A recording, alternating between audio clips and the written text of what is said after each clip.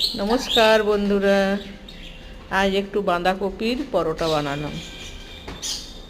প্রথমে বাঁধাকপিটা কুড়ে নিলাম, কুড়ুনি দিয়ে আলুটাও কুড়ে নিলাম, এই যে দিয়ে আদা একটু দিলাম, একটু জিরে ধনে গুঁড়ো লঙ্কা গুঁড়ো হলুদ গুঁড়ো দিয়ে পুরটা বানালাম।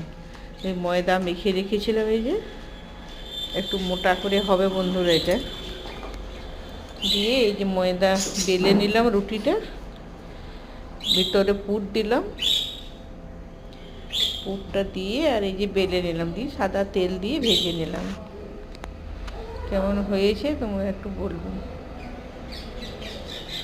আমার চ্যানেলটিকে সাবস্ক্রাইব করে দেবে আর কমেন্টে জানাবে কেমন হয়েছে। দেখছেন কীরকম ফুলছে, একবারে ফুলে ঢোল হয়ে গেছে। তোমরাও বানাবে, আমি বানালাম, কেমন হয়েছে একটু জানাবে, চ্যানেলটি সাবস্ক্রাইব করে দেবে।